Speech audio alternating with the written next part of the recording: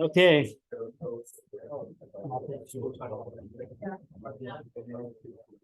So I usually stand at the lectern, but I think I want to sit tonight. Not the face.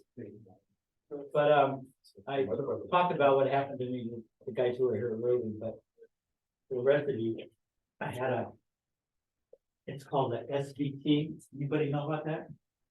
Well, Jake is big for something.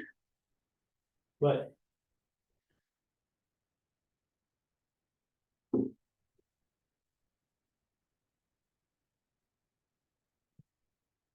the wine. It's a type of tachycardia. Tachycardia just means fast beating. And it's not uncommon, people get them when they're kids. It's just kind of your heart just beats fast for a while, and then usually it goes back on its own. The electricity gets, but occasionally it won't go back on its own, or it's more serious. And they say like 30 people over 30% of people will have this, so it's not uncommon, obviously. But I'd never even heard of it. I mean, I sort of heard of tachycardia, but I didn't know what it was. And so I had it wasn't going down on its own, it was pretty fast. 190. Pulse is usually between 70 and 80. And so I called an ambulance, and they came and they put me in put a IV on me, shot me with this. They couldn't get it down for about half an hour, and they finally put this drug in me, and then immediately got it down the normal. So then I went to the ER for a couple hours to take blood tests. What kind of drug was it? I forget the name. I keep forgetting the name. Adenosine, something like that. Yeah, I don't know what it is. It's probably a stimulant of some kind. But yeah, you put it in and it actually stops your heart for a few seconds, and then it clicks back in. Adenocor or something like that. Huh? Adenocor, I think is how it's pronounced, but I'm not entirely sure. But yeah, so it may not ever happen again, or it may be, chronic. They don't know yet. So I've got a scheduled appointment with a heart specialist, but they're not open till June. They're so busy in this town. But so June I'll go and he'll run all these. They have a whole bunch of advanced testing you do, and then they can kind of pinpoint and maybe even find out what set it off. So kind of interesting. Were you doing anything when it started? No, I'd gone for a walk, like half an hour, which isn't. Yeah. And then I was just starting to fix, late lunch, about 3 o'clock.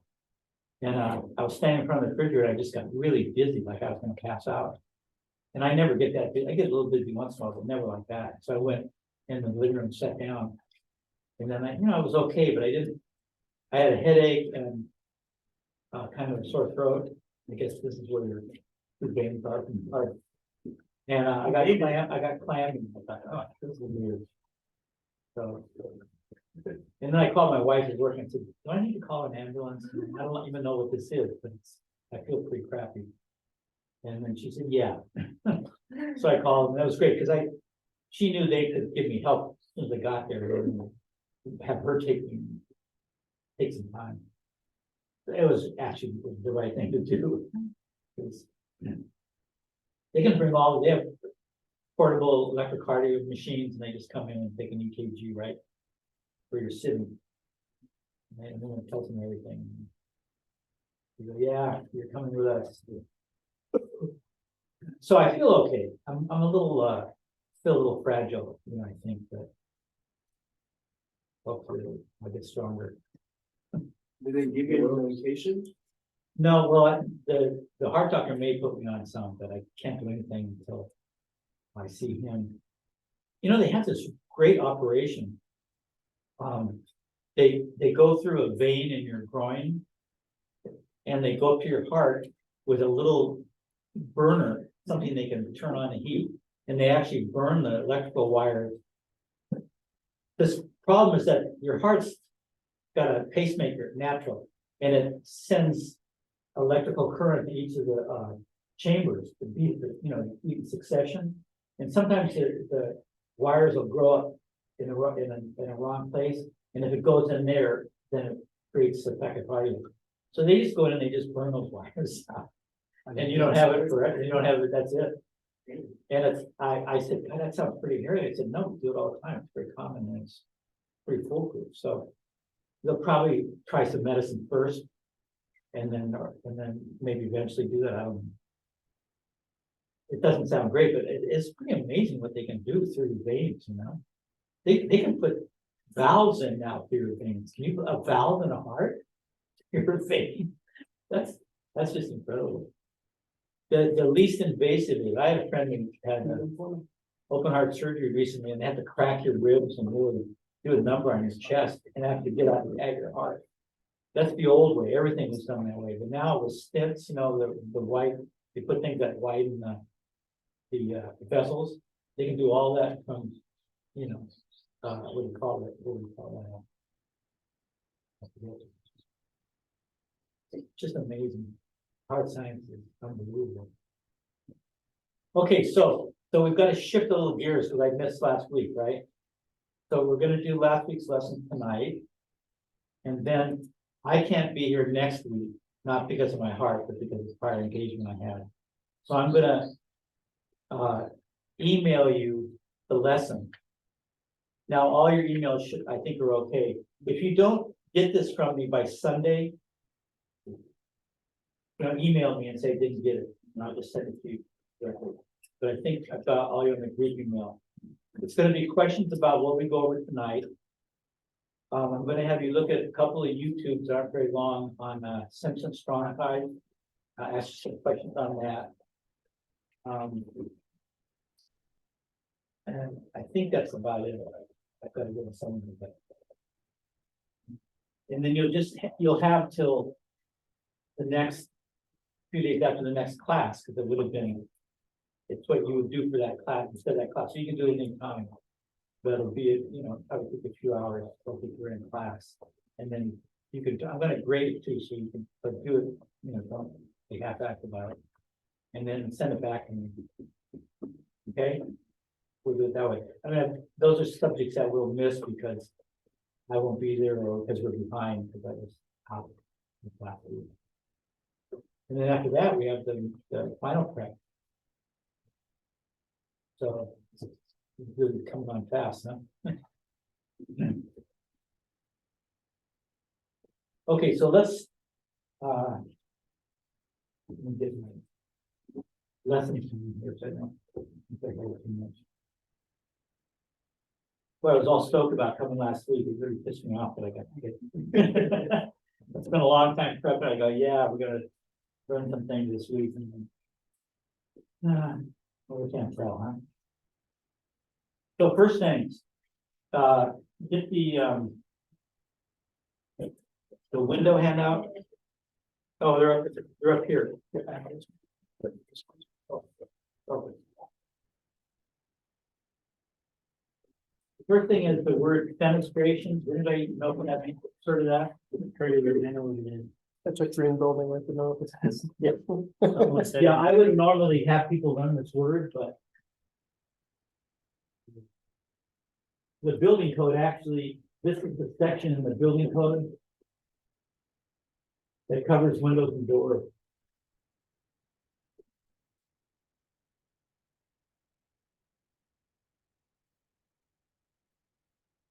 So that window in French. And that's window in Spanish. And Latin's probably somewhere in you. So it's a common word, but fenestration, that kind of long Latin noun form is a big word, but it just means windows. And the code, it actually just means windows, but the code is incorporated doors too, because they're similar units. And so the code talks about them in that section.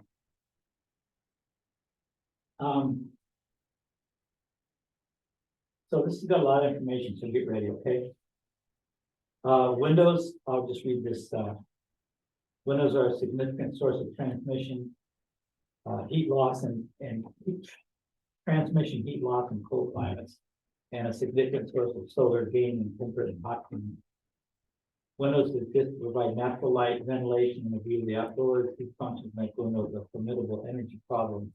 The difficulty is limiting heat loss and gaining while preserving natural light and view. So when we only had single pane windows with no coatings, that was pretty leaky in the frames too. The only way you could keep warm is to overheat your house and deal with all the loss you were to the window. And that was not, that, it's only been like 50 years since that changed. I don't know when, double pane windows came in, but in the course of time, not that long ago. So now we have those, we have better frames that don't leak air. We have window coatings. We have design of where to put the windows. So we want to let as much light in. If we put coatings to hit to kill the sunlight from the heat, it also cuts down visibility. You know, when you get windows with a lot of e-coating on them, they have kind of a green, gray, or blue look to them. They're not clear. But I'd say we've managed the building industry, the building performance has managed all those things and got a good balance between them. I think we're in really good shape now, but it's taken a number of years and a number of technology, good amount of technology to do it. So another term I want you to know is thermal transmittance. That's a, like that, probably not.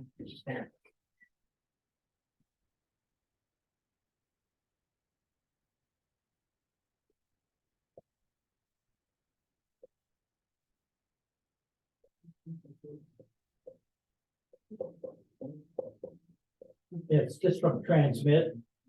Just add that. Subject to it. So to transmit heat, what do you think that means? Transmitting heat. Yeah. Yeah, well, yeah, you're losing it, you're transmitting it from the inside of the house to the outside, or the other way around, right? So it's the movement of heat. So, and then we have, thermal, what's the word? Thermal holding, as opposed to transmitting, the holding. So insulation is thermal constraint. It constrains heat from going out. So insulation's got R value. Transmittance is the degree that a window or door material allows heat to go out and transmit. So that's its U value. Have you heard of that, any of you?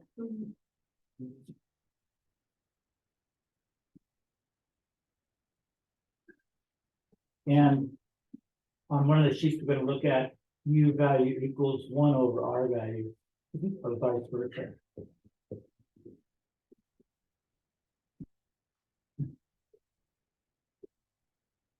And the reason you have to be familiar with that is because the government has requirements for windows. And there's a little sticker that goes on every window that's sold in this country. And it has its insulation value is listed as its U value. I don't know if they could just do 1 over it and put the R value, which would be consistent with all the other R values, but they don't. So if you deal a lot with windows, you have to start thinking in terms of U values, or I don't, because I don't want to add another thing to my head. So every time I see U value, just automatically flip it over and translate it into its R value.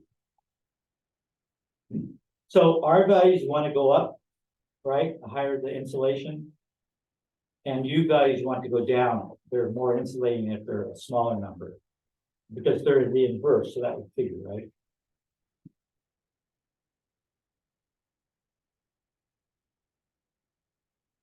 So in the upper right paragraph on that 121, it says this chapter outlines the most important energy characteristics of windows and doors, also referred to as fenestration.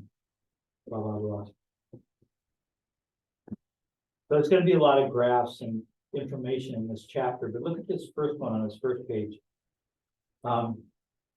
It tells you what kind of glazing assemblies or type numbers of panes and things in the R value. And I know they put the U factor, but you can't, it's trying to get good enough.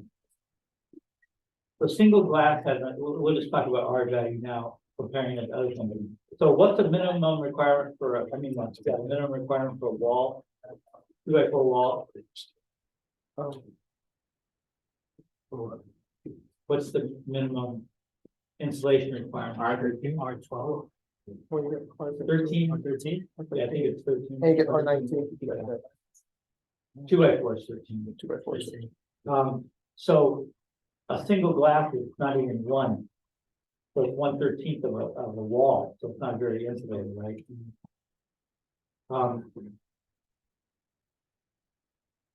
Then now you see the second term is standard insulated glass. They double pane they call insulated glass for some reason, because it's has more insulated ability. So whenever you see insulated glass, it means double pane. So obviously it's going to be twice, a little more than twice, because that air between helps it. So it's R2. Then if you put low E coating on it, you can get up to an R3. These are all double pane now. Up to 3.8, different coatings. And then it's up way up north in really cold climates, they develop a window, these super windows, the triple glaze, triple pane. They often have gas in them, and they have 2 coatings instead of 1. Do the double panes not have gas in them? Anything like that? Double pane can, you can order it. Okay. Yeah, What's the gas that they put in? pardon? What's the gas that they put in? They put in argon and what's the other one? What's the Krypton, I think. And I don't know how those stand now, because they have problems with those if you're taking them into a high altitude, because they're a gas, right? Right. So the altitude will affect the density and pressure and the pressure of the gas. So they had problems originally in high altitude with leaks, but it's been a long time since they've been around, so we probably ironed all that out. That's why there's a little hole in the airplane window. Right there. Right. So 8.3, that's getting up toward, that's half of 15, but that's 13, but that's it's pretty good for a window, right? You could even make a custom window put more panes. But when you have panes, the more panes and the panes that have E coatings, the less visible light you're gonna get. So pretty soon you're not gonna see out that window as well. So that's the price you pay. With a double pane, single pane, you can hold 2 panes, a regular double pane without anything, and you can barely see sight darkening. It's not very vivid. But yeah, with triple pane. So you've got to watch that. We'll be talking about that. So then the next page, you'll see a picture of that sticker or label.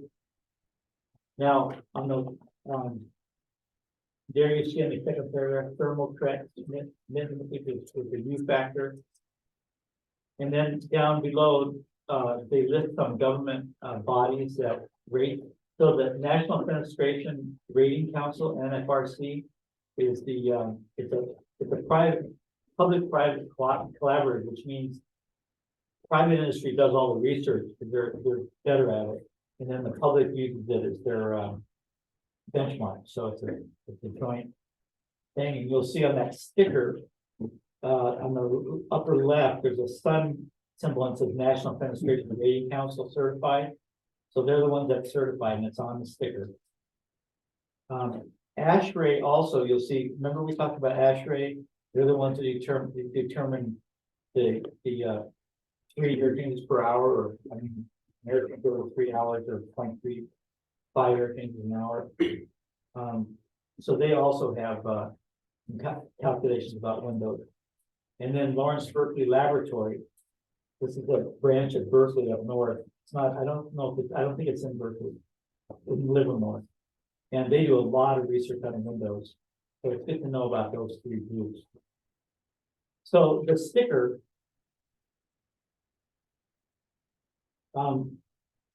if you look at the sticker in that box, the table at the bottom, it has a bunch of figures, forget the non-residential for now, what do you think for the residential, the upper, row?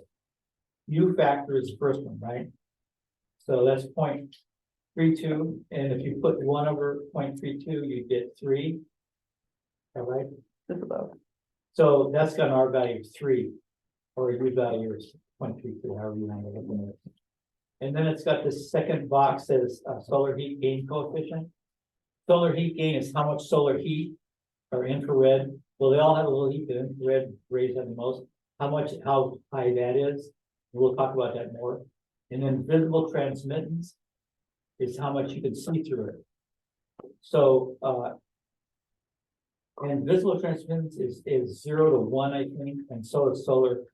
The scale is 0 to 1, and visible 0 to 1 also, so 0.58 is, a little more than half. And then they have an air leakage value, which the government doesn't mess with. They don't care what it is, but people that are concerned about sustainability and that they'll want a window assembly that can release air leakage. And when you get into the super zero energy homes we've been talking about in the passive house, they want that kind of stuff. They don't want any leaks. They want to really bring it down. So that becomes a factor when you're designing a real low energy home.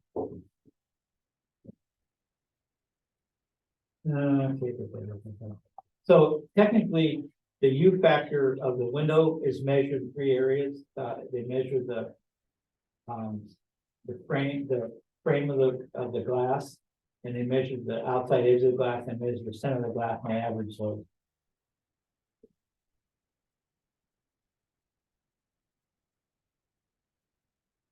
then, is everybody on 123?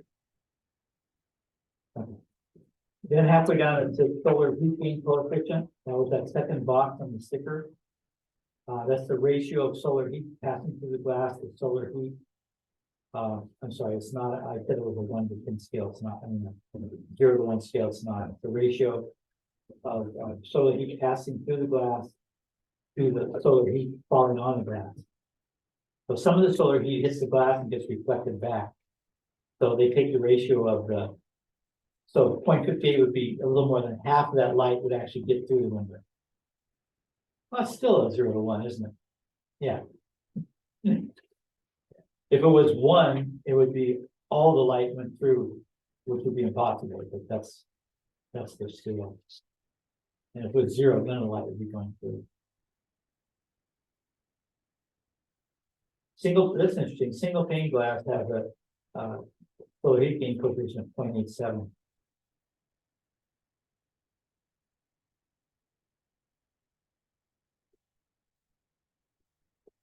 So there's a couple of, get that, yeah, if you didn't get the handout.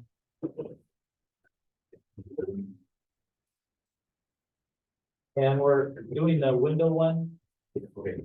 Yeah, and we're on 124 is that one.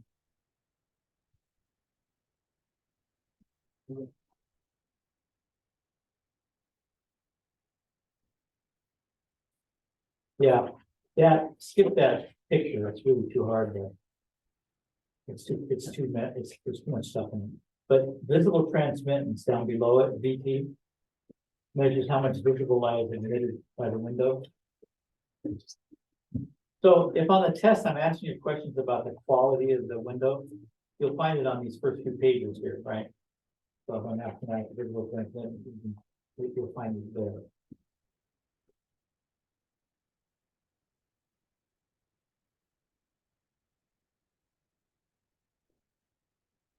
Also says for the leakage, the test results are expressed in cubic feet per minute of air leakage for each linear foot of crack between the sash and the frame. So I'll let you read that if you're interested. That's basically just how the comparative number of how bad the frame leaks.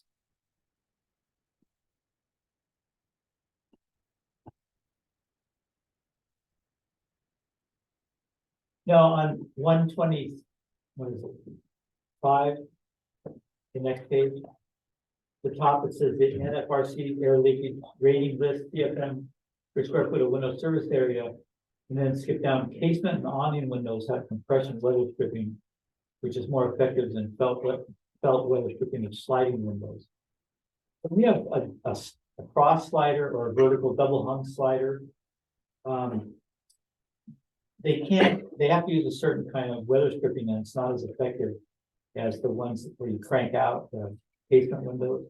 And the awning windows you crank too, they come down, the awning windows go up. Probably hold for transom windows too. So it used to be, and they've been working on that, so this isn't current. You know, every few years, the industry improves.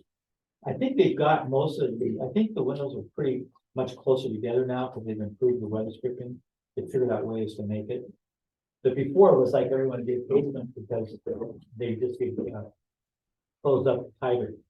But I think they've improved them now, so I bet they figure a lot closer. There's a thing on condensation.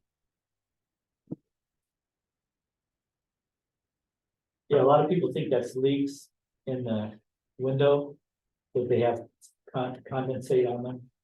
But it really had to do with the relative humidity in the house. And so the only replacing the windows won't help. You just have to reduce the humidity.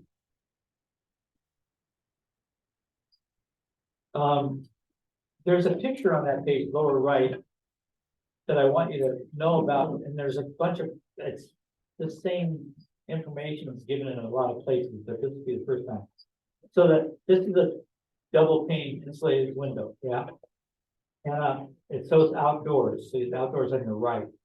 So the outside surface of that outside layer is two layers.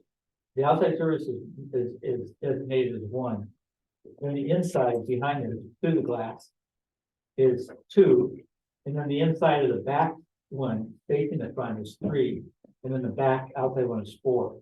And E-coatings are almost always put on 2 or 3 because they don't do well if they're on the outside. Kids will run their hands on the glass.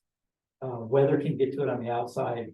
They're just not protected enough, so they rarely put coats there. They're always on the inside. And it makes a real big difference between 2 and 3 where you put the coat. We'll talk about that pretty soon. What is the coat of? The E-coating, we're gonna talk about that. Yeah, it's little metal flaking they spray on. It's ingenious. I mean, windows are just kind of. Let's see.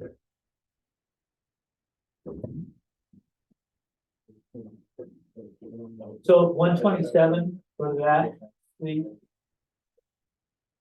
glass characteristics and assembly. Energy efficient windows use 3 strategies to improve the R value of glass. Multiple pane.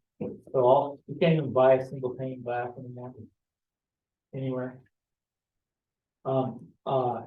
Gas fillings and special coatings. E-coatings. Those are 3 techniques they've developed to deal with R value.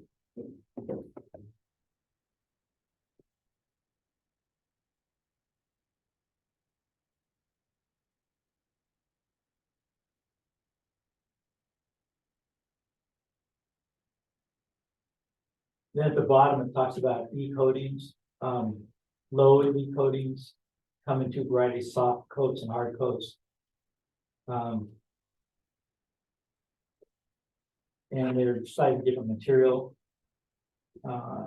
Silver flakes actually for the soft coats, and tin oxide for the hard coats.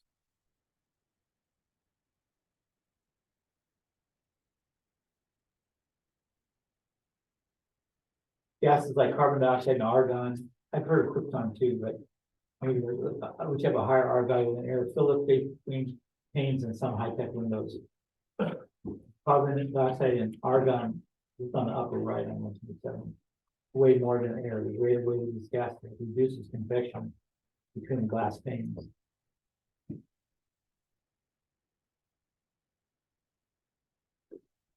Okay, moving along. Okay, so this next page with a couple of boxes on it talks about new factors, but we've already gone over that, but it's a quick way to go. It also tells what where they get new factors from. R value is from the reciprocal of U factor, right? So that's where they get the R value. Where do they get the U factor? It tells here. It's the rate of heat flow through a material. Specifically, the BTUs, British thermal units per hour per square foot. At, I don't know what, at some degree Fahrenheit.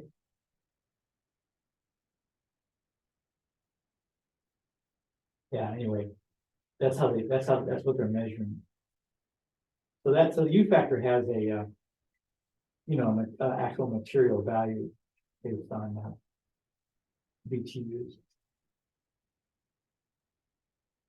I know you all want to know that, so I want to make sure I have that in there. The next page, 6, has the same thing, another sticker, and has those metrics we've been talking about. The box at the bottom is kind of interesting. There's 3 kinds of solar radiation that go through windows or hit us.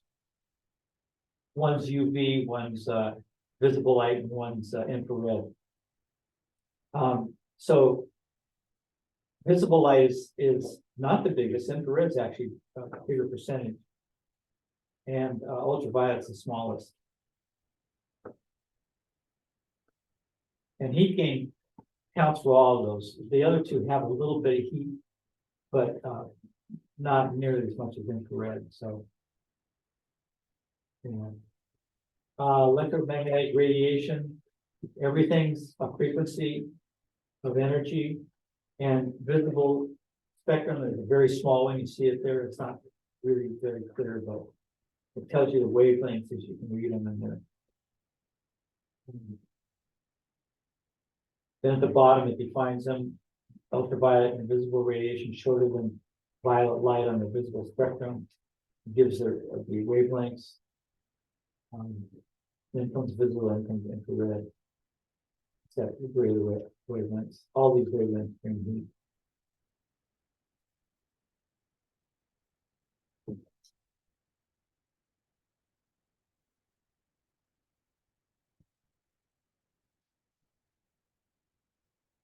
So this FH, you see the solar heat gain coefficient. That's a standard that can force. There's a maximum amount of heat gain that you can have. Now we're going to talk about passive solar heating, which means using the heat that comes with light through a window, and having more windows that reflect that. And if you have more windows, the heat, if it comes into a window and there's nothing that it can penetrate or absorb into, it just stays in the air, and the air soon becomes intolerably hot, which happened to a lot of people when they first started thinking about solar heating. They had big windows, and they didn't think about what else was needed, and they overheated, and they said, oh my God, we can't use it, and they had to put shades in.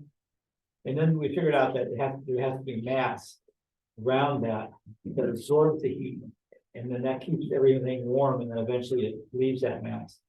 But if you don't have sufficient mass for the size of the window opening, you're in trouble. So that's really at the science, and we know it. And the dark cover passive solar has some of the calculations we're going to look at later about that. Low code, we should talk about that. On the next page, 223, it shows the same thing. It shows so one of the ways we show it's not a very good picture. The arrows don't point right. So I go back to the other one to find out which coats are which. But one's on the outside and 4 is on the inside, so 2 and 3 follow from out the inside. So that's easy to remember anyway. The spacer, the panes, they're inside their frame, and they have a little spacer that keeps them apart. And they used to put they started with aluminum spacers because it was cheap. What in terms of thermal transmittance, what is aluminum? Not good, right? So they were losing a lot of heat. Then they figured out to put other things. They put wood, and they put fiberglass and things that don't transmit heat. That helped a lot. That was a big advancement in Windows. When we started realizing that we could really better steel the house and work on the shell, like building performance, like what you're learning about totally in the class. When they start doing it, they start looking at everything. They said, let's just clean up the freaking house. So we start looking at the holes. They finally had a blower door that can actually figure out where the holes were and how much was leaking.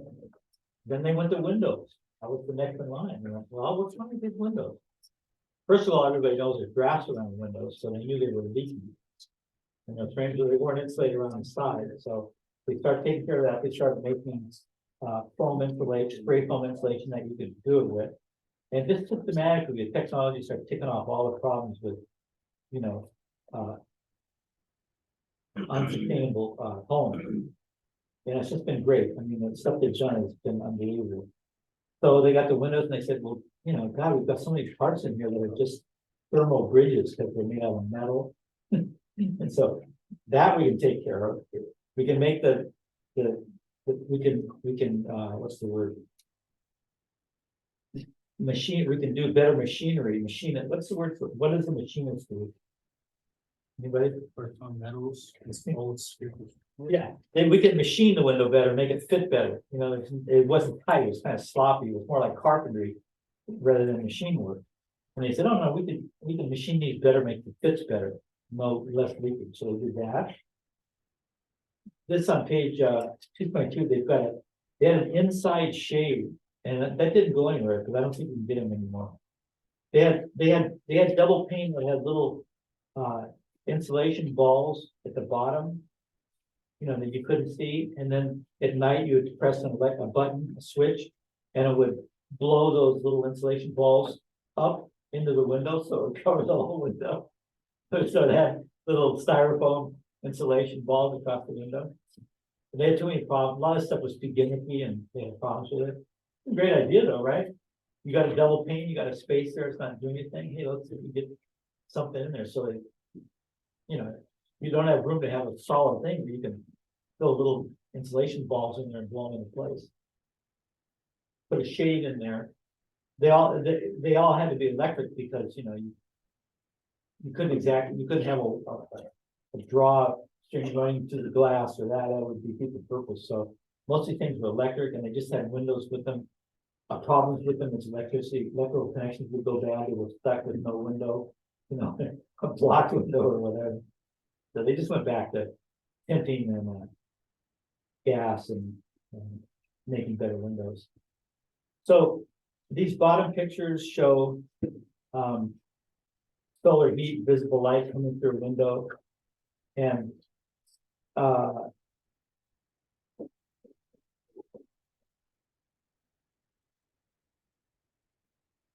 yeah, there's better views there. I've got a lot of these, some of them may not be so relevant. Let's go through them, starting on page 32 at the bottom there. One was summer conditions.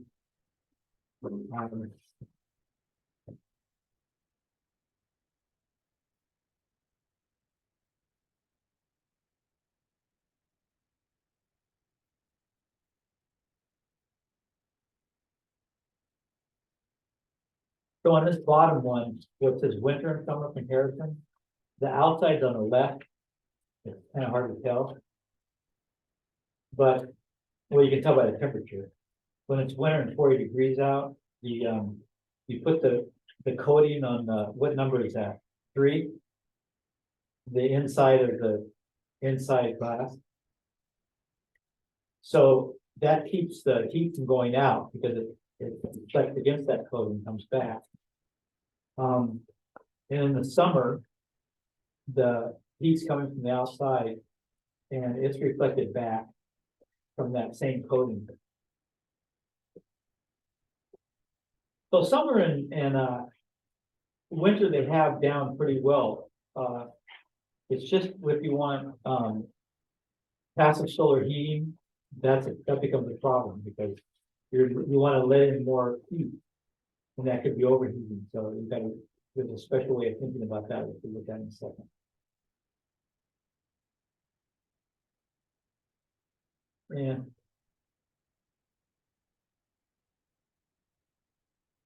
On page 26 is another. That's not a bad picture of the number of the services. Oh, at the bottom there. Which is adding panes of glass. When you have a single layer, your U factor is 1, that's the least. But look at all the 88 transmittance, a lot of lights going through there. When you have two panes, you've gone up to 2 U factor, 2 R value, and it's only 78. It's dropped quite a bit because there's less light coming through, right? Because you've got 2 panes of glass. Then in 3, it's only 70%. So what happens when your visible light gets cut down? How does that look?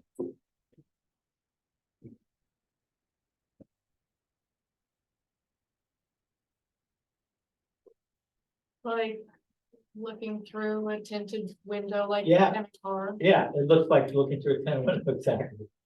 Because that's what's making that, you're not getting as much of that light, invisible light's what you see. So you're not, the little silver specks are knocking a lot of that back. And so like, the more you have of it, the more layers you have of it, it's gonna look gray or greener depending on what the stuff is. And now it looks like everybody likes that because every car window is now tinted. Which, can I go on a tirade for 30 seconds? As a bike rider, it scares the piss out of me. They come hauling up to a stop. You're coming toward them. You don't know if they're just gonna keep going because you can't see their freaking face. And it's against the law to have that tinting, but the damn government's too chicken shit to pay cops to give tickets to those people and stop it. So every time a guy comes to a stop sign, I slow down, way down. I'm not gonna assume the guy sees me. I have no idea where his face is because I can't see it. I can take my windows, I can still flip them off. Yeah, you don't know who they are. There might be a grill in there. A lot of gun and cheese. That's the other thing. Rant in class like I do or at home. Don't rant on the freeway because you guys are awake to look at the news. It doesn't take much anymore for someone to pull out a gun and shoot you. Cut back hardly takes anything. Dude, the last 2 weeks, oh my god. So don't flip anybody off anymore, even though you already feel like it, even though you're right. 3 hours.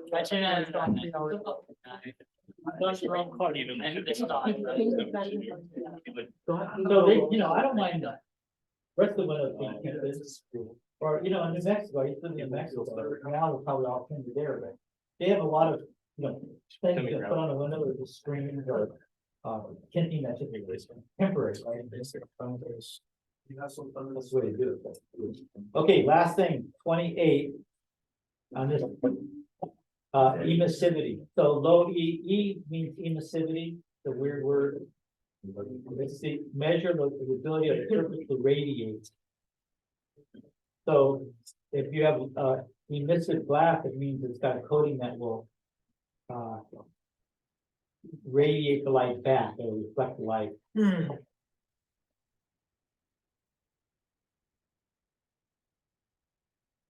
And so, okay, so literally it means low E means the surface has a greatly reduced low ability to radiate heat to reflect that. Okay, last page, or 2 pages. Is the code talking about types of glass? The code actually requires safety glass or sometimes tempered glass in various situations. You cannot just put a window with regular glass in every application. Is that the one if it breaks, it can't even work, or if this is. Yeah. Because that's what happened. People would break glass and then big shards would come and hit them, or they would go through it. And a big shard in your femoral artery or in your arm or your carotid, you're done. You're cooked right there. And that would happen. I mean, we have statistics. So they said, okay, we're done with that. All the glass in places where people are most likely to get hurt have to scatter in little pieces so it won't affect you. So there's that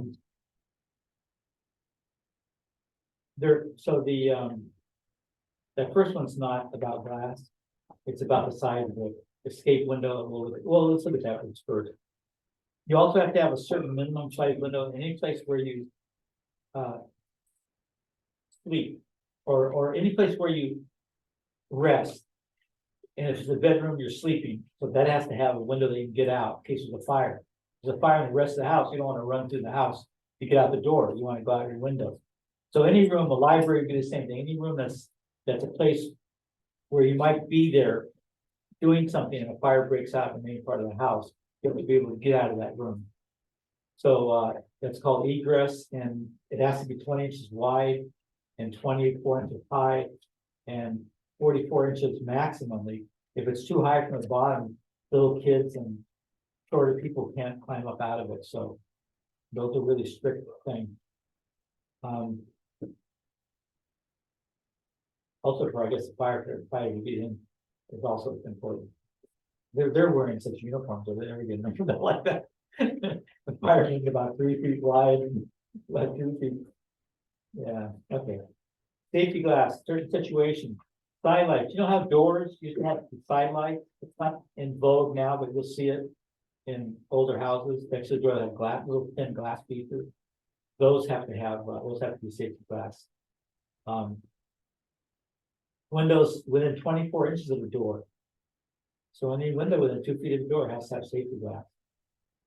That's because if the door slams and, you know, the glass breaks, you're not gonna get hurt by it.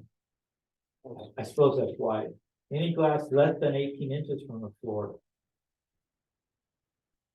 Yeah, so if the glass is down low, you know, lower than 18 inches, then a little kid could kick it, right?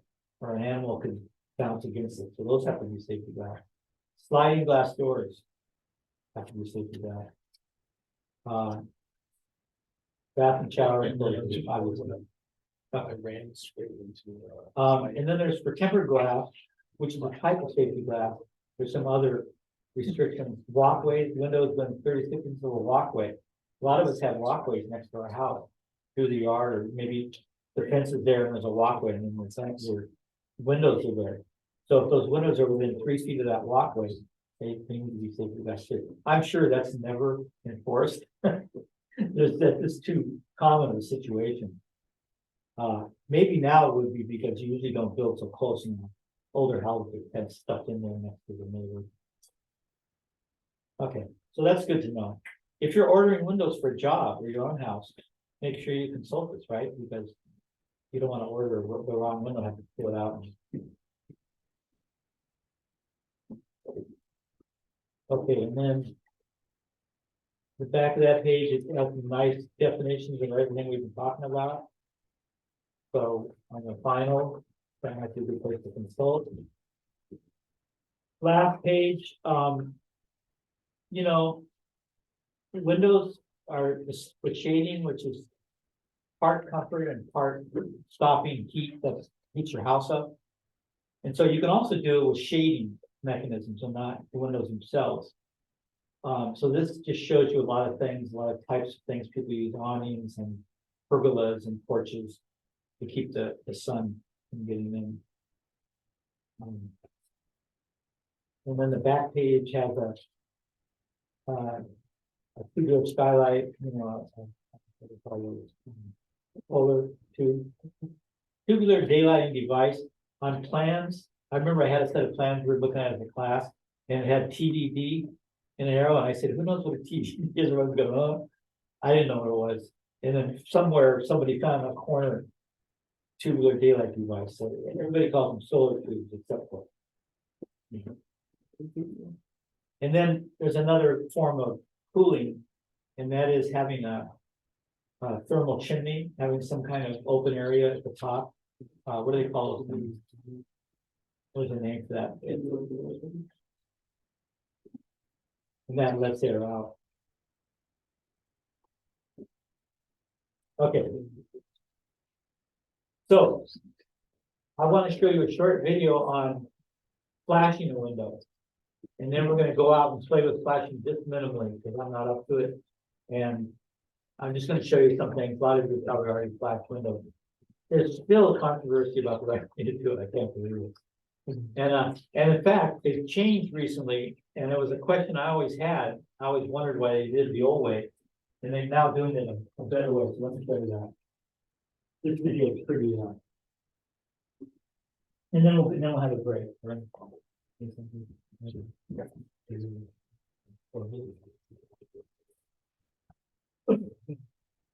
7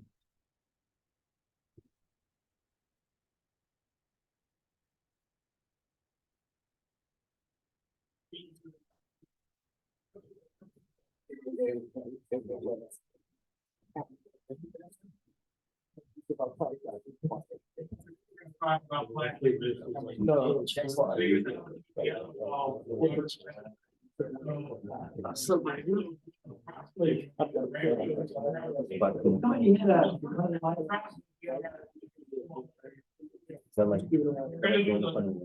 Okay.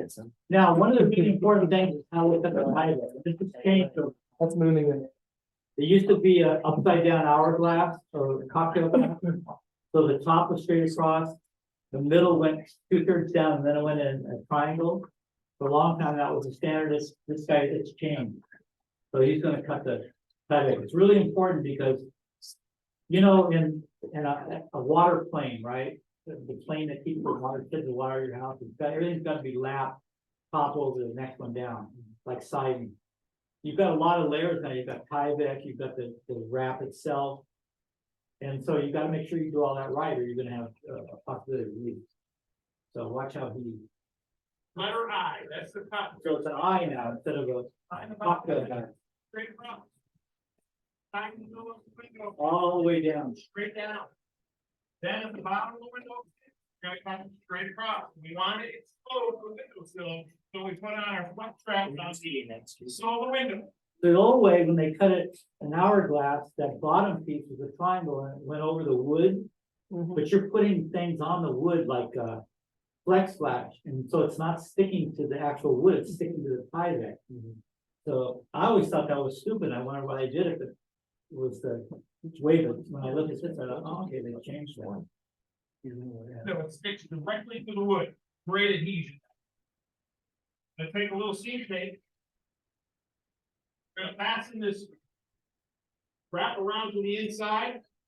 And hold the Tyvek well. The side one can stick to the wall, so you don't need to on a surface. Look at that Tyvek, it's got the drain Tyvek. Install, no cutting and no triple connection. 6-inch flex track for a 2x4 window sill. First step in the process. I bought some of that, you can't believe how expensive it is. No, it's insane. It's really simple to install.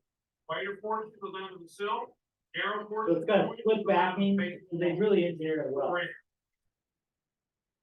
that wider rigid paper off. This way you can't stick it to your hands and make mistakes, really Break it into thought out. highly sticky, 100% rubber doodle. Find in the center of the opening, line up to our front edge of our wall. Slowly work our edge down, making sure we run pretty straight. Work it right to the corner.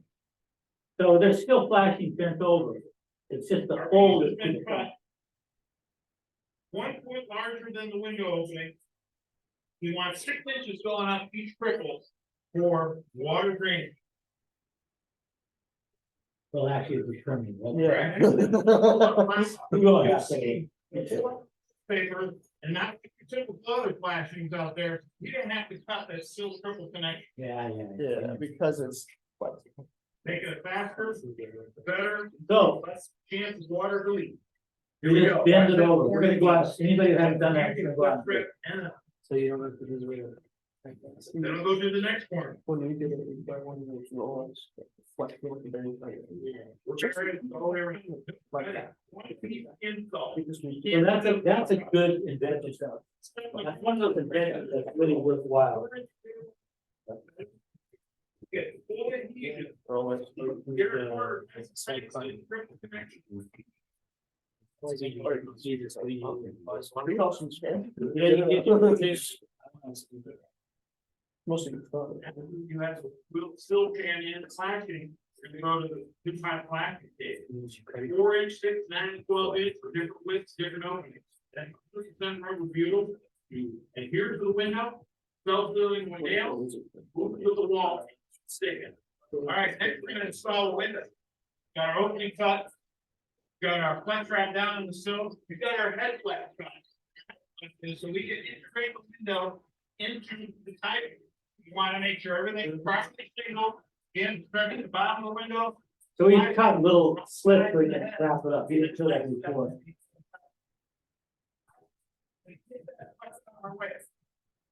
We install the window manufacturers always recommend an install, but we highly agree with. We want to back part the nail flange of the window before it's installed, head and sides. Never talk the bottom of the nail flange of the window due to water drainage, any water gets on. Yeah, so we're gonna leave that bottom of that flange raised for the bottom. Alright, install that window. Use the proper path. I would recommend using screw.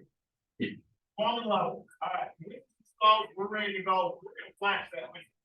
We're gonna use the DuPont flashing tapes, 4-inch for instance, 100% rubber duty. We have them both cut, The same one you use on. one piece size, On the what? pull out the backer cable, partially. No. That way we can slowly This is the green case. Install. set up to a nice straight line with the flag. Gonna start 1 inch above that dance line, you enforce it. So that's kind of the thickness of the top piece. What's the difference between that tape and the one you use in the stilts? Oh, the other one's What's that? This one's not. Yeah, this doesn't flex, it's just for straight, Oh, okay. and it's a lot cheaper, so. People were using the flex all the way around originally, and then they realized how much expensive it was. So I got a little roll that was. 15, no, what was it, 20, I'll show you out there. And I thought that was, I thought that was the price of the box. The box is like 250 or something, I don't have to do that, but it's huge. And those prices really gone, it was always expensive, but. And there's some companies that try to compete, make cheaper ones. I didn't see any there, they sort of come and go. But DuPont sort of got the,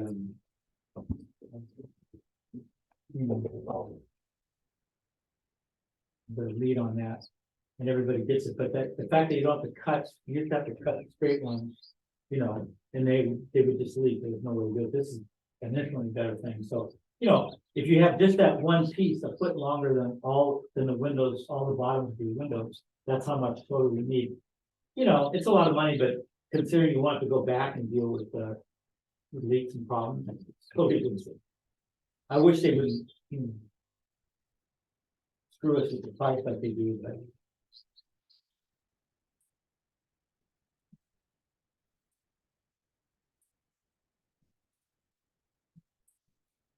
Their head flat.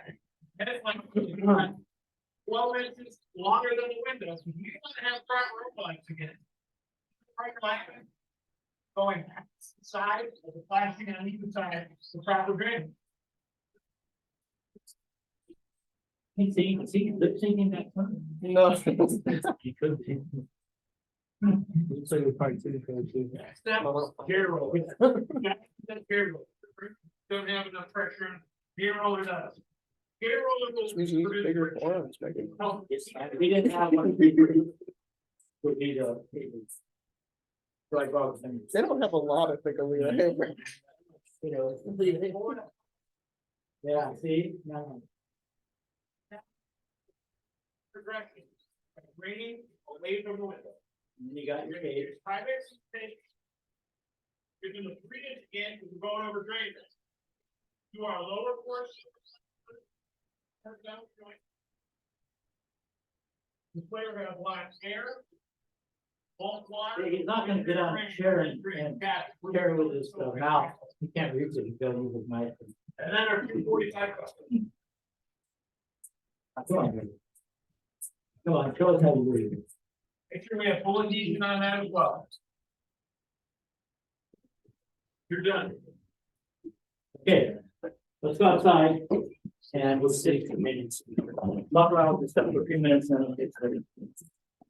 How many of you guys have flash windows? Oh, yeah, a lot of you. Did you do it that same way, exactly? Exactly, that one, tell the truth. It didn't take you 6 minutes. There's only one guy.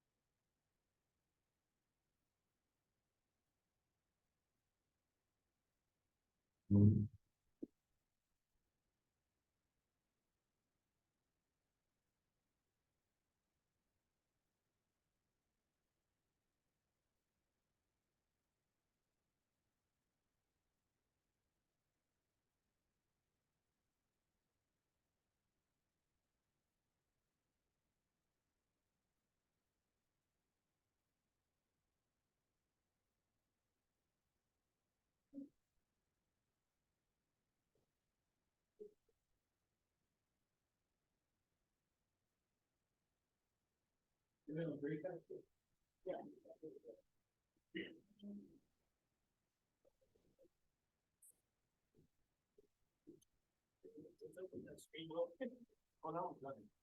You need to use a whole cascading thing. No, like, you tried to like, put a couple screws in, like, replace it. Yeah, I was like, it's literally like, wait. Yeah. Yeah, oh, one thing the housing is, thing about is that there's no unit C. Oh, That's like on the right? Yeah. Oh, And now I need to like send him a picture of it, like, as soon as soon as you buy the seat. yeah, I was even thinking, just like take a sharp and see. I'll do that, I'll paint it, Yeah. I'll do that tomorrow. I'll just get like a letter C or something. Yeah, what's up, well, do you have it then, or?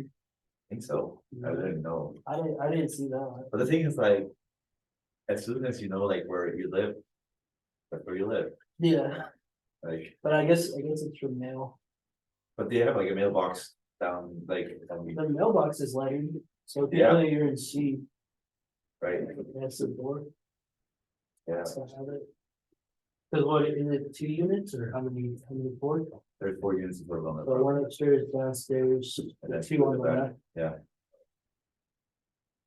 Yeah. That roof is, the roof is, That roof is beautiful. yeah. I have like lifter on one side, on one of my, Oh, really? yeah, so like all the time on that roof. Like everything goes into the toes, yeah. Maybe try, maybe get tomorrow the other way, Yeah, the other Shoes. chair, these Yeah. are slippery. yeah. Yeah,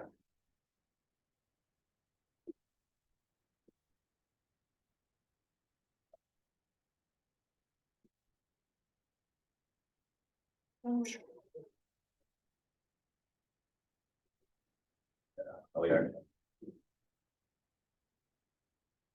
I don't think we're gonna like, until Saturday, we have to finish the shingles. And then, I mean, Alex is gonna do probably on Sunday the stucco, like from stuff that we could grind out. Okay. But then I'm not sure, maybe. Actually, Yeah. are you working Sunday? No. But if you wanna work, you can, I don't know if I can make something. yeah, whatever you want, because I mean, Alex is gonna be there, so. But that's my family day off, long ago, it's that's the day.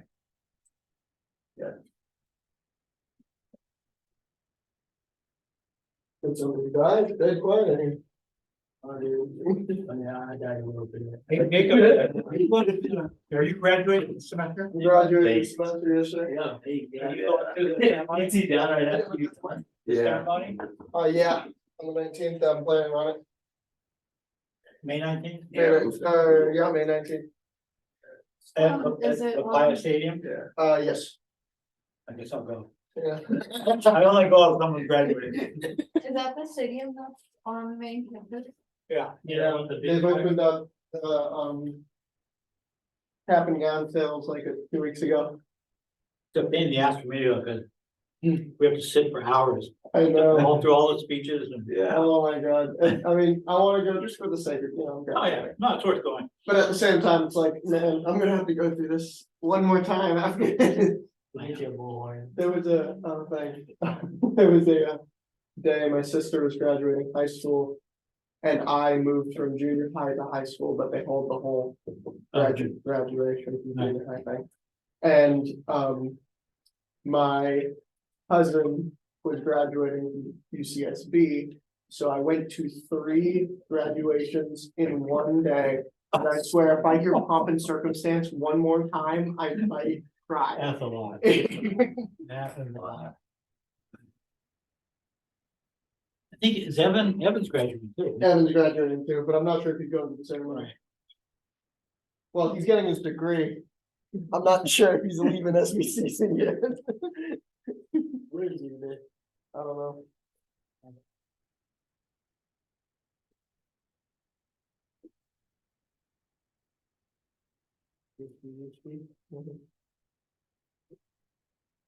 Yeah, I was invited, so. It's never mandatory, but they encourage us, but usually, no, I guess they encourage adjuncts, too. Mostly they encourage full-time people. Show. He'll most definitely show.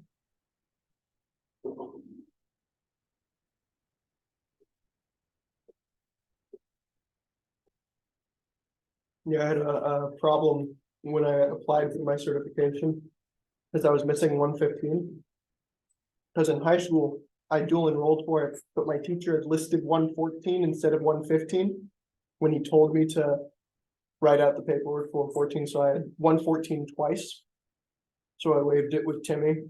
And the other reasoning for me not having to take it is I had a job as a Finnish carpenter for like a year and a half, 2 years. I So what was, what high school is that? San Marcos right over the road. And, they do 115 also? He opened it up in my last year and I took it, but must have written it down wrong or something. Who thought of it? Justin. So did you take 115 after taking it? Yes, So what did you guys do? he labeled it as cabinet making. Mhm. It really was just another woodshop class. The dual enrollment classes never really cover it, but we did go over like, hey, I want you to make a little finger jointed box that you hang a door on, and we're like, great. So we did that, and that was like a total of 3 weeks out of our year, and the rest of the week was like, all right, here's wood, here's the tools, have fun, like. Make your baseball back. Mhm. Let's see, in that class, I made a world map. I made a table. The first, World map, oh, jigsaw map? Huh. That'd be Sorry. cool. we made a, on scroll saws. We made a, world map out of epoxy and wood. So we cut the, A continent, different? yeah, we got a stencil and just cut them all out. Oh, wow, great, We had a time lapse of the entire thing, yeah. and we still didn't win that goddamn competition. We lost to a chair you couldn't even sit in, it would fall backwards. Great. It's because the joinery we could, you know, it was a very clean looking chair, you just couldn't use At it. least was functional. That's- We're like, So yeah, San Marcos, they had 114, 115, 110, and just the, oh. Yeah, just the. Just those. Yeah, well, I don't know how it's changed since COVID, because Justin was there for my freshman, sophomore, and co-taught with Timmy junior year. Well, Timmy was just going in during junior year. And then the teachers in senior year, when it was fully COVID, everything was online. They said, we don't want Justin to teach, we want him to be another English teacher because we need another English teacher. And he didn't like that, so he's over at SB now, co-teaching with an old pal of his. They also made him stop being a football coach because he has he had to take anger management classes. He has a foul mouth on the field. So, so what did he do at Santa Barbara High though? How does he? Business side of it. I have no idea. Well, Justin is the head language teacher now. Justin? Justin, No, is it just him and no one else now? he co-taught with a friend he had back in college, Okay. who also went into construction. Yeah. So, apparently they have a lot of fun.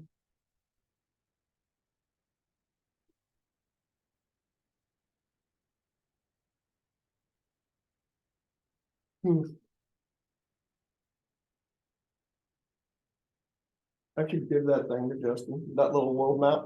I don't have it, my friend does, but How big is it? it's, mm,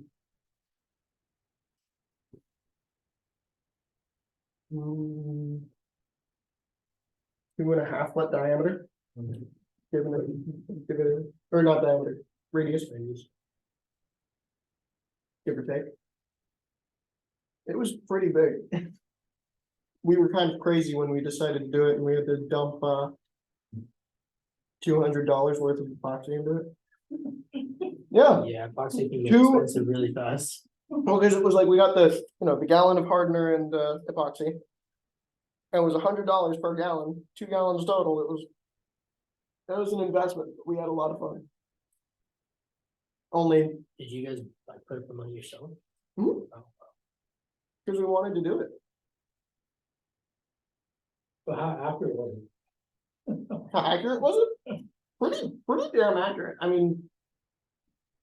One of the freshmen, we had one freshman who worked with us, brave kid, because we were a bunch of like Yeah. juniors who were, and one senior who were absolutely insane.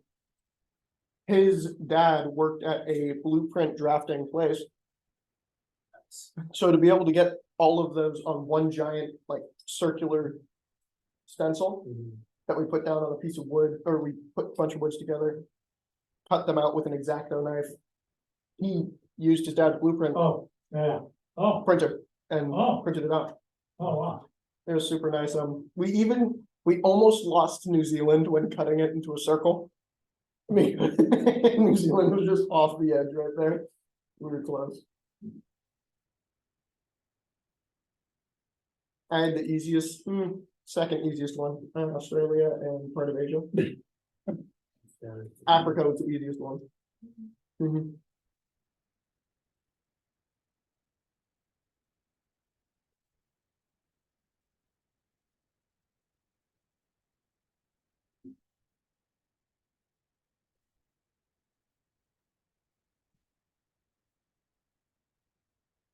Okay.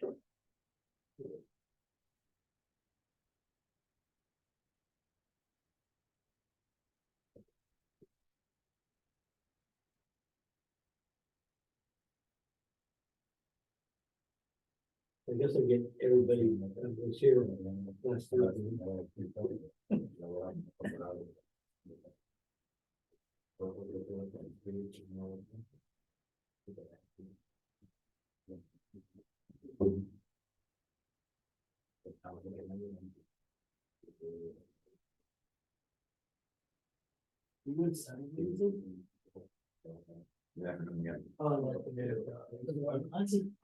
Yeah. Yeah.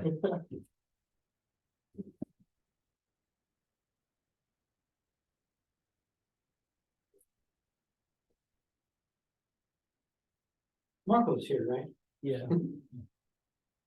But,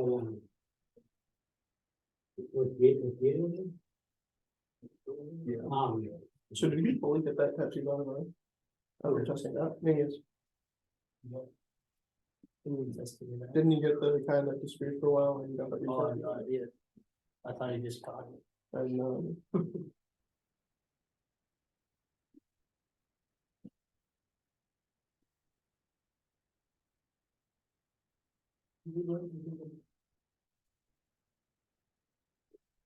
Is that a different way to say it?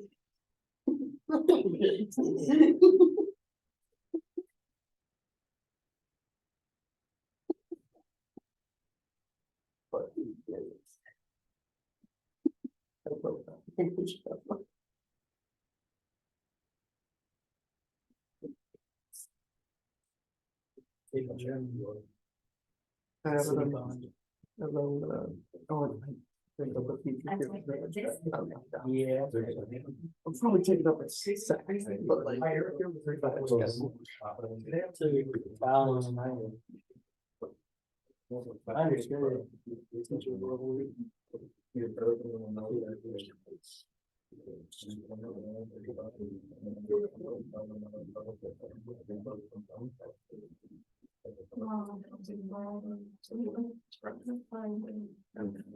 Yeah. Looking for housing? There are still people posting. This thing's still going? Yeah, it's still going. We've got a good view, you and the board. And everything. Yeah. It's like every day on the Facebook. The most, 3 Probably most. send it out. posts, like, I'll send out to everybody. Trying to look for like, maybe YouTube out of it. yeah, They won't have a clue. I don't know.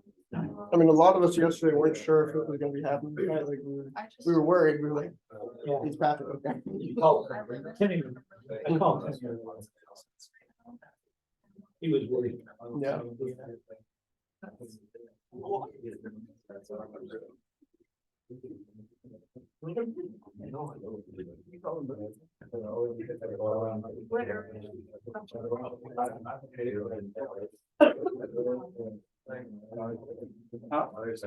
it real? No, touch it.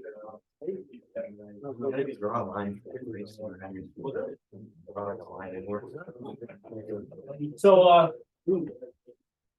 so for anybody who came in late, no, Elias didn't do it. We're not meeting next week.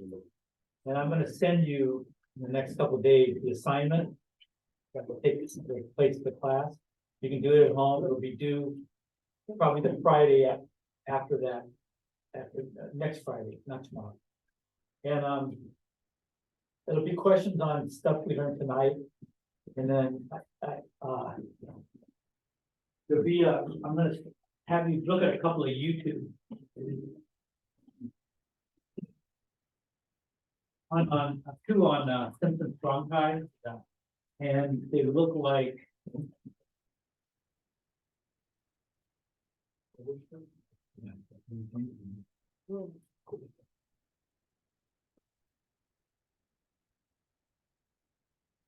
One looks like that. Oh, God.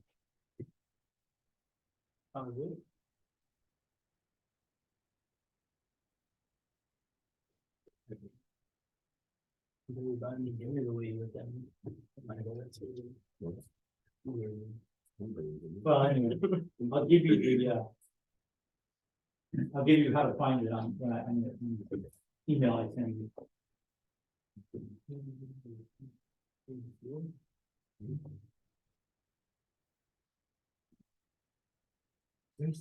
Your here. Oh. Well, look at, you guys look up at the screen. See that one right there? Introduction to joint and beam hanger.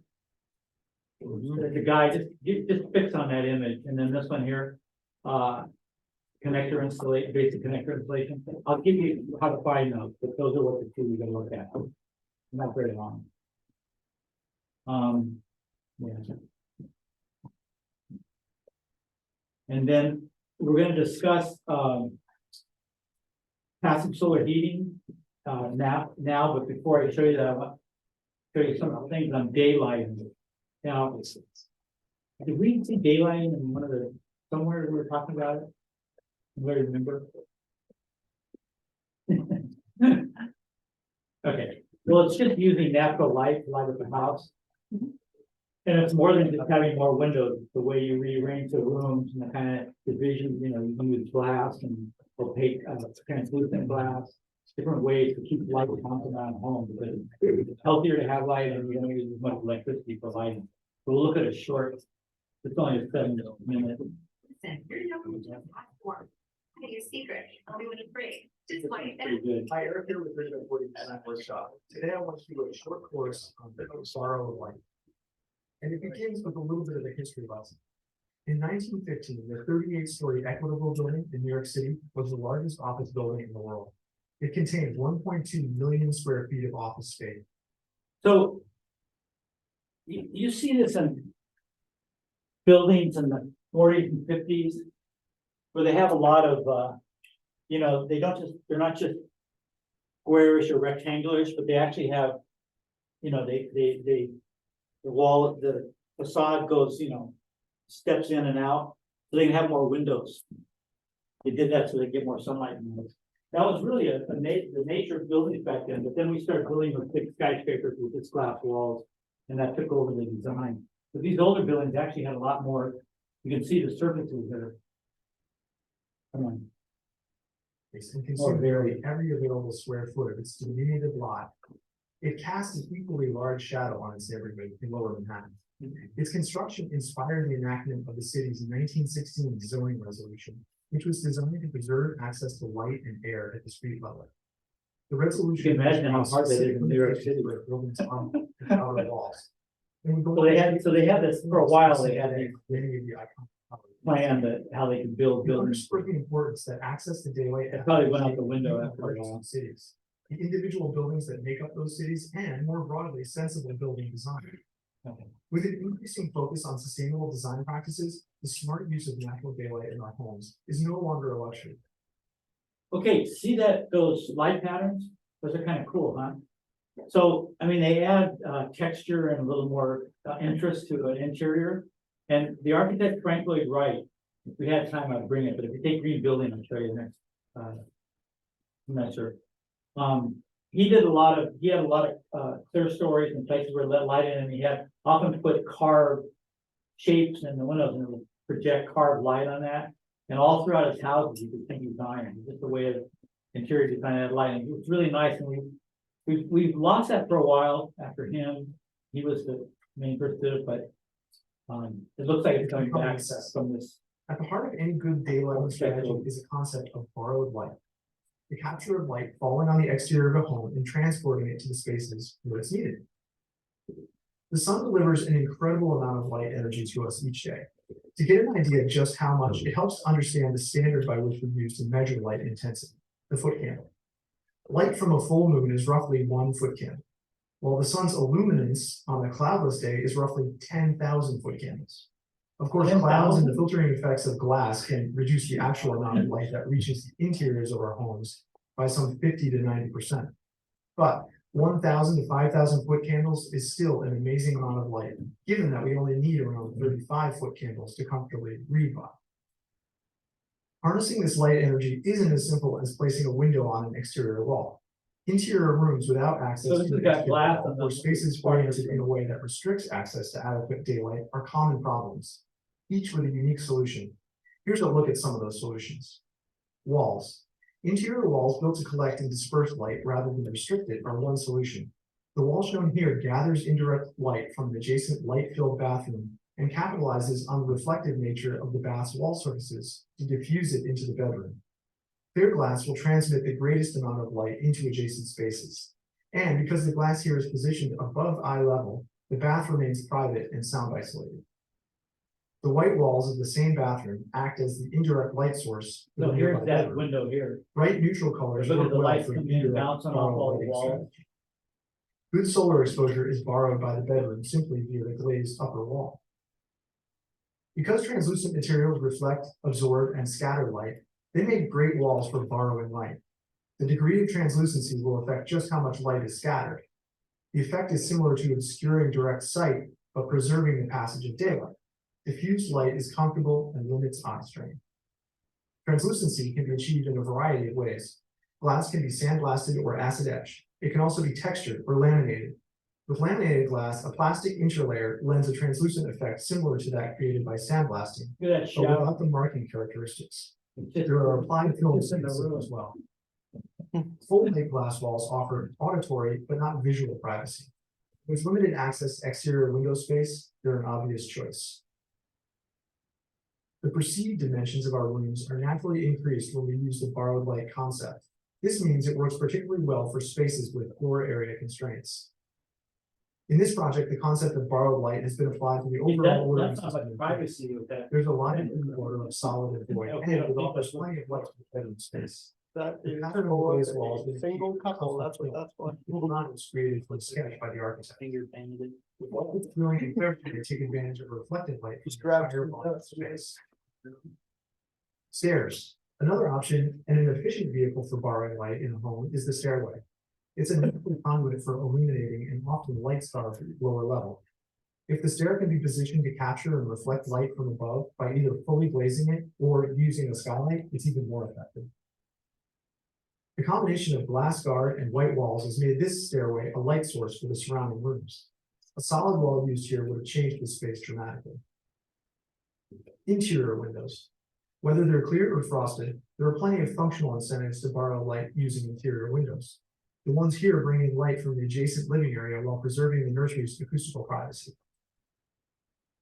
Interior windows aren't subject to the same weathering and insulation restrictions as exterior windows, so they're less expensive to buy and install. Making them operable, especially in a stairwell where natural convective flow is greatest, can help to passively ventilate a space too. Functional reasons aside, interior windows can offer unexpected delight. Hey, Why connect a bar and a powder room? I don't really have a good reason, but I don't really need one. I love the idea that the powder room will look different based on what's on the top shelf and the time of day.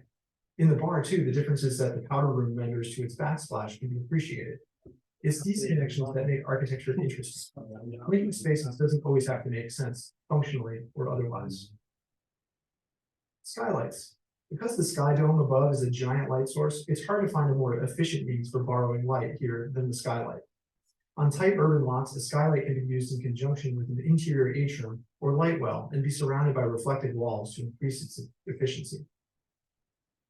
This project utilizes a light well of sorts, allowing the lower level to borrow light from the upper skylights. The second floor hovers in the space instead of being extended to the full width of the gable, and the overall effect is lighter and brighter. The more we open up our interior spaces, the easier it becomes to bounce daylight around from areas with good solar exposure to areas with poor exposure. Painting the surfaces with a higher sheen paint further helps distribute the light.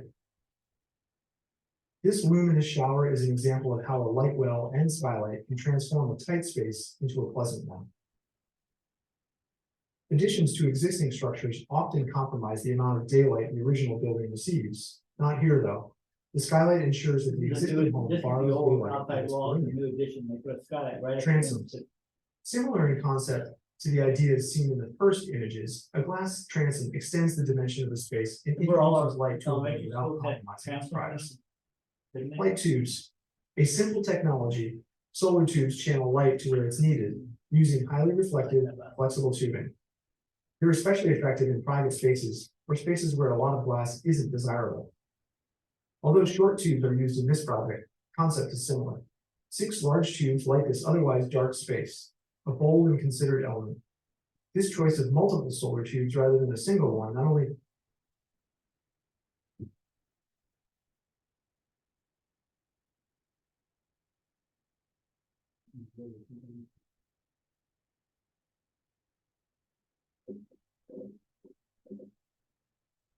What if you could do SEO smarter?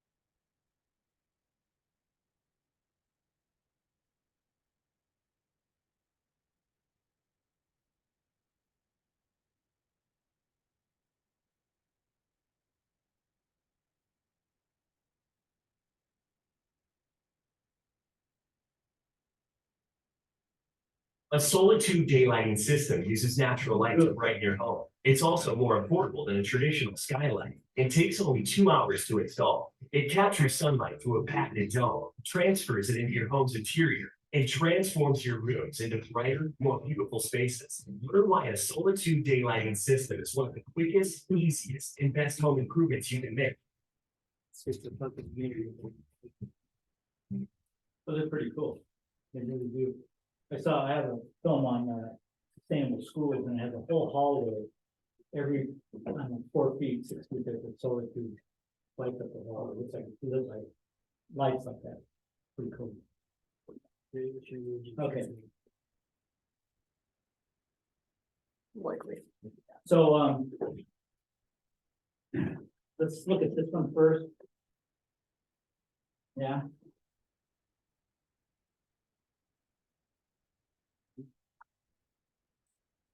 So the covers, I put the covers on in the book involved, I couldn't get, that's a good book.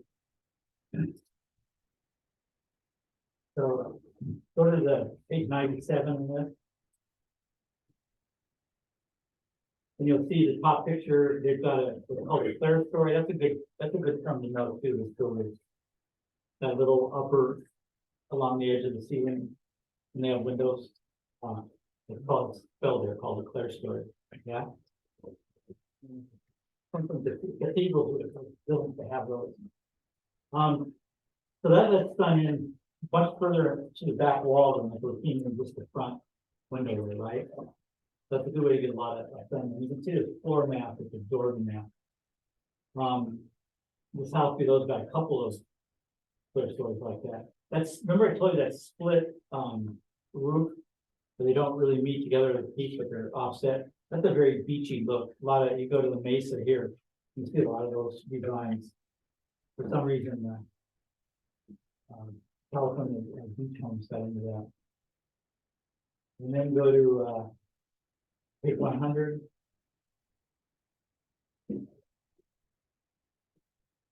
There's a little, I don't know if it's circled in yours, that little left table, that circled?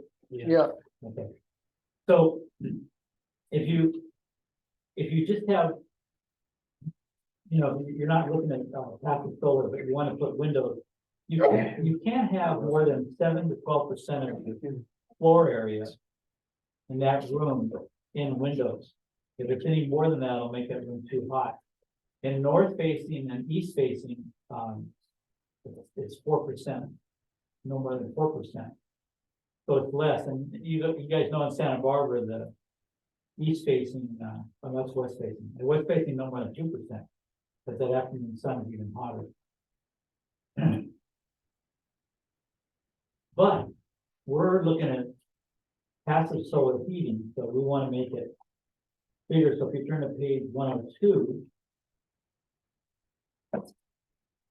this picture on top of the house lets light in through the window. They paint the floor light colored so it bounces off the floor and hits the back wall. And the back wall is the mass, the main mass that it's going to be absorbed into. So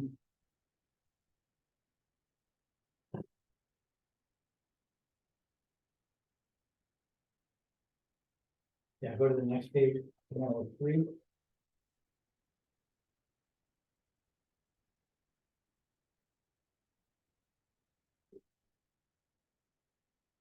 So there's an explanation in words, and then I've got some notes on the right. You see that at the bottom. So 7% of the window of the 7% of the floor is window. That's normal. Normal lighting. If you want to add more lighting, then you have to have an uncovered. You have to have floor mass to absorb that extra lighting. So for every foot of extra lighting, you have to have 5.5 square feet of floor. And that's uncovered floor. It's not a floor with rugs on it. And it's got to be a mass of like 3 to 6 inches on that floor. That's not a lot, right? For every foot of window you want, you have to have 5.5 more feet of floor space. But look at the one after that, covered floor space. If it's got rugs on it and stuff, and it's not just exposed concrete, has to be 40. For every foot of window, you have to have 40 feet of glass. I mean, of floor. It's a lot, right? It's like a 20 by 20.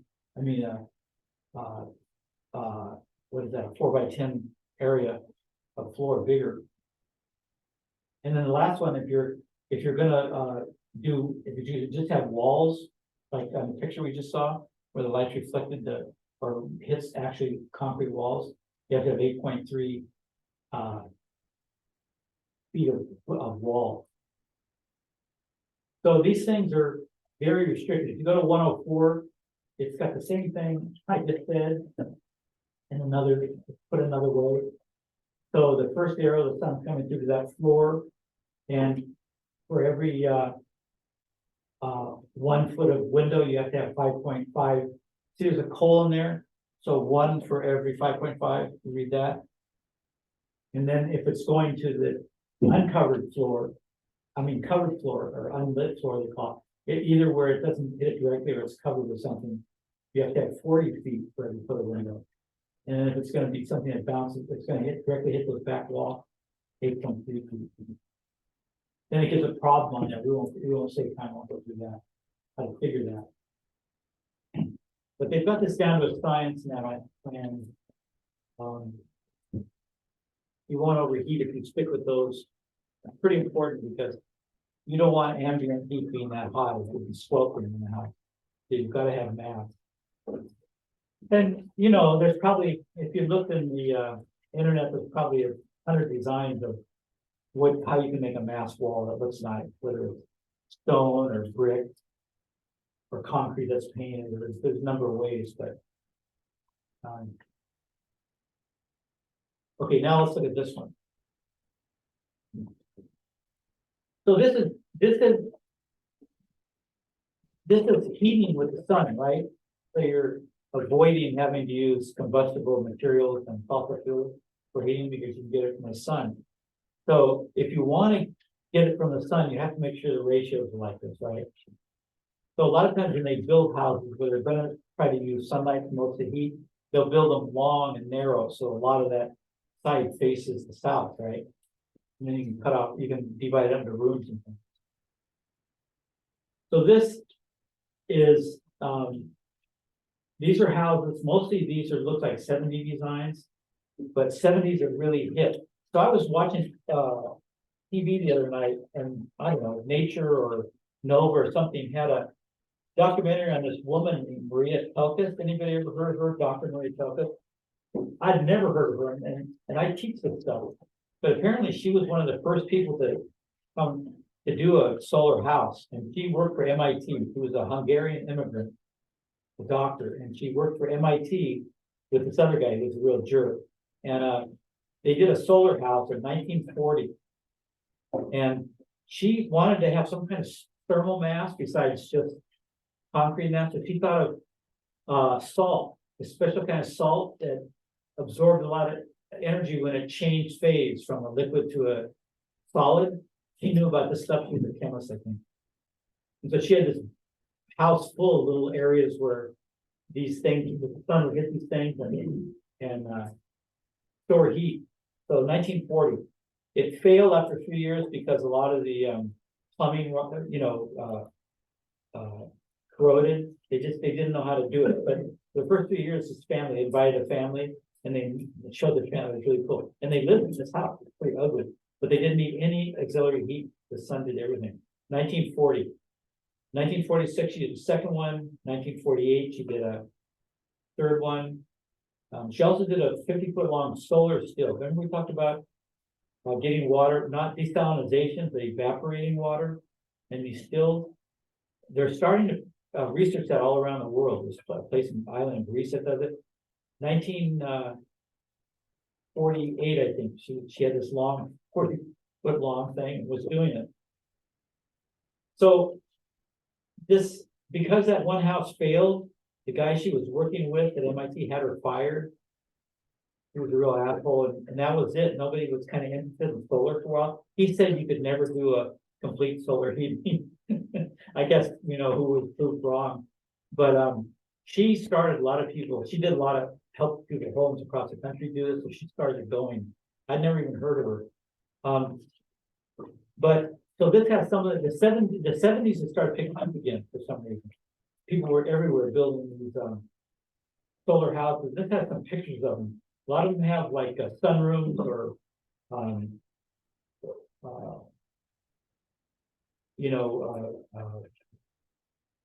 hot houses kind of connected.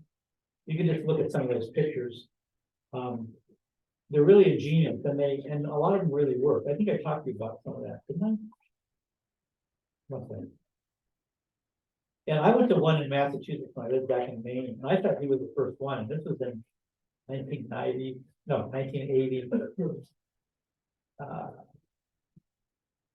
Like Ford. And he didn't give her credit for any of this. It's the same design, some different materials, but it's basically a similar design. I thought this guy invented it himself. Okay, he did have some innovative things. He had, he had glass containers in his attic. When the sun went through these, it's on this page, the whole house was the salt box house, which means the front has a long slope. And he put glass on that whole thing. And the sun went in, heated up these carboys, they call them, these glass containers. But to keep that heat from going back out, he designed these Mylar, which is kind of a plastic step things that's in here too, it shows it. And they were below them, so the heat could come in, but it couldn't go back out.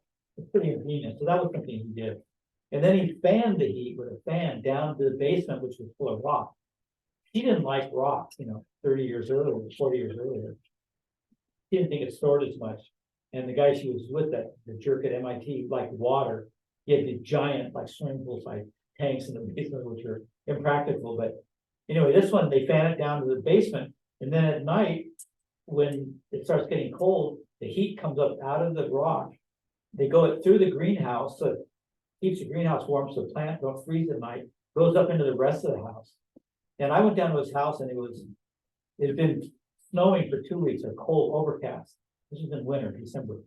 And the house was like at 65 degrees, which was a little chilly because we're used to it being a little more, but you could survive in that. You just put on a sweater. That was after 2 weeks, nothing else but he had a little stove in case they got down, so he didn't even have it on. It was pretty impressive. I thought, wow. They really surpassed that. This was in the 80s. Well, that's quite a while, like 30 years ago, 25 years ago. They've really done a lot of work, and so there's 100% solar houses right and left now.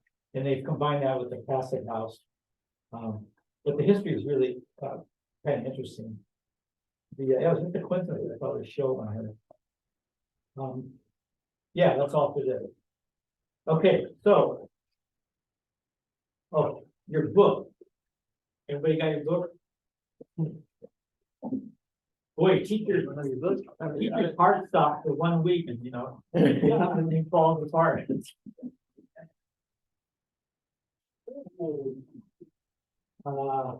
157.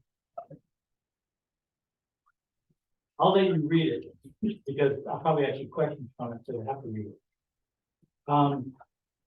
It's probably on your. Let's see here. Windows, handout, text, reading, do 157 to 184. Huh? Everybody pay attention to that stuff anymore? So you will now, because I'll ask you questions on it. 157 to what? 157. It's basically chapter 5. So let me just go through it quickly, and then if I ask you questions, you'll have to look at it a little closer. Window shade, it's got a great section on window shading. So just look at that, the varieties of things, that's pretty important. It tells you there's been outside blinds and inside blinds. Inside blinds aren't that good because the heat can fit through the window and still be in your, it helps a bit, but. So it's got, it tells you the ins and outs of things. Storm windows, interesting section on storm windows. People don't use those because we're so high end now. They look kind of gloomy, but when I lived in New England, everybody had them. They keep them in a shed.